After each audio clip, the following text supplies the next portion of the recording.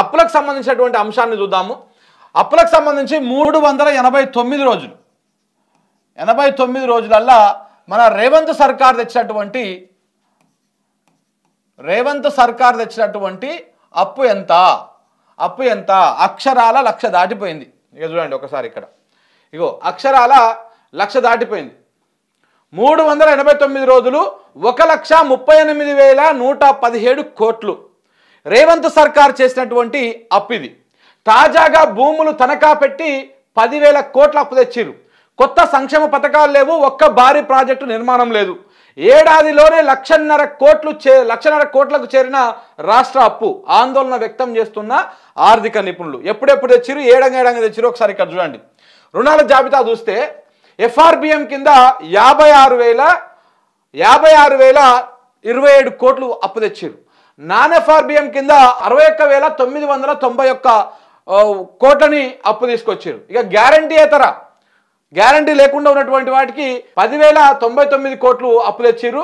ఇక 400 ఎకరాలు తాకట్టు పెట్టి రీసెంట్గా 10,000 కోట్లు తెచ్చిరు. ఇవి దేనికోసం అంటే రైతు భరోసా పైసలు వేయడానికి. ఈ 10,000 కోట్లు 400 ఎకరాలను తాకట్టు పెట్టి ఇక్కడ కోకాపేట దగ్గర ఉంటుంది ప్రభుత్వ భూమి. ఆ భూమిని తాకట్టు పెట్టి 10,000 కోట్లు అప్పు తెచ్చిరు. మొత్తము 1,30,117 కోట్ల అప్పుని ఈ 389 రోజులలో చేసినటువంటి అప్పు. మరి ఏం చేసిరు ఈ పైసలన్నీ? ఎక్కడెక్కడ పోయినాయి ఈ పైసలన్నీ? ఎవడు మింగిండి ఈ పైసలన్నీ? ఈ డిసెంబర్లో 3 తారీఖు నాడు 2,000 కోట్లు తెచ్చిరు. డిసెంబరు 17 తారీఖు నాడు 1,500 కోట్లు తెచ్చిరు. ఇంకా రేపు ఇవాళ ఏం లేదు, రేపు మంగళవారం నాడు మళ్ళా 409 కోట్లు తెస్తున్నారు. ఆర్బీఐకి వెళ్ళేది బాండ్లను కుదబెట్టాలి, తీసుకురావాలి, సెక్యూరిటీ బాండ్లను కుదబెట్టాలి, తీసుకురావాలి. ఇదే కథ ఇక. సో ఓన్లీ డిసెంబర్ నెలలోనే దాదాపు 4,000 కోట్ల అప్పు తీసుకొచ్చారు.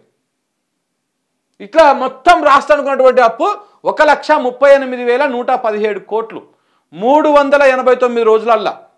అంటే సంవత్సరం అంటే 365 రోజులు. అది అయిపోయాక ఇంకొక 20-30 రోజులల్లా చేసినటువంటి అప్పు అంటే 13 నెలలలో చేసినటువంటి అప్పు ఇగో 1,38,117 కోట్లు. మరి ఈ పైసలన్నీ ఏం చేసిర్రు? ఎవరికైనా సరే మళ్ళా చెప్తా ఉన్నాను మిత్రులారా, ఎవరికైనా ఈ రాష్ట్ర మొత్తంలో కాంగ్రెస్ పార్టీ ఇచ్చినటువంటి హామీలను ఒకసారి మనం గుర్తు చేసుకోవాలి. ఎందుకంటే దగ్గర 1,00,000 కోట్ల అప్పు చేసిర్రు.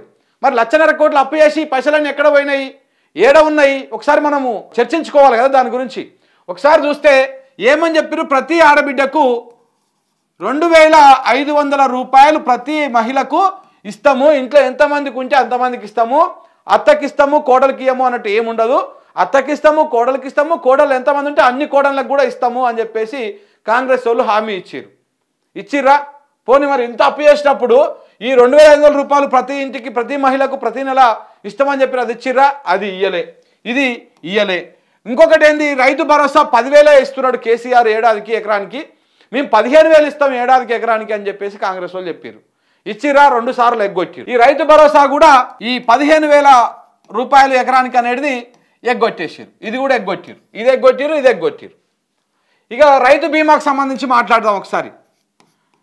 బేసిక్గా ఈ రైతు బీమా చాలా అద్భుతమైనటువంటి స్కీమ్ ఇది. ఎవరైనా రైతు ఏ కారణం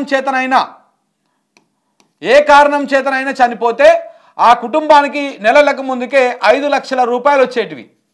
5 లక్షల రూపాయలు వచ్చేటివి. కానీ ఇప్పుడు ఎక్కడ కూడా ఈ పథకం వస్తున్నట్టు ఎక్కడ కూడా మరి కనపడతలేదు, ఎక్కడ కూడా వచ్చినట్టుగా అర్థమైతలేదు. కనీసం ఒక వార్తలు కూడా రావట్లేదు ఏడ కూడా.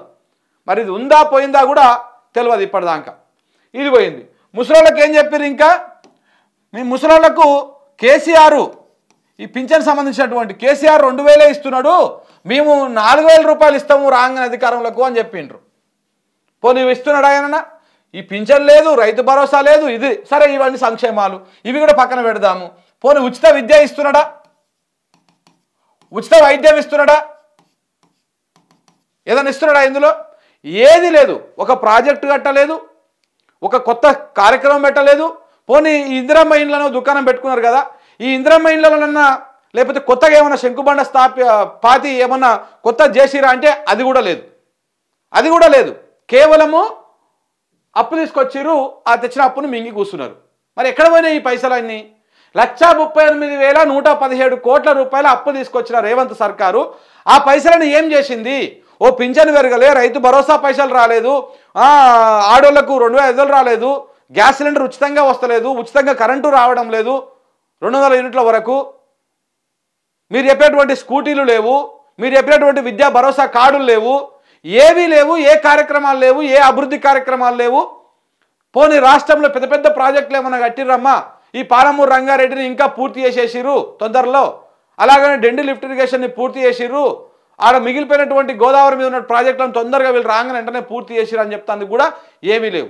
గత ప్రభుత్వం చేసిపోయినటువంటి ప్రాజెక్టులు లాస్ట్లో ఓపెనింగ్ కార్యక్రమం అంటే 1-2 ఏదో ఓపెనింగ్ చేసిరు తప్ప వీళ్ళు కొత్తగా ప్రారంభించింది కానీ కొత్తగా వీళ్ళు చేపట్టినటువంటి పనులు కానీ ఏమీ లేవు. మరి ఎక్కడ పోయినాయి ఈ పైసలన్నీ?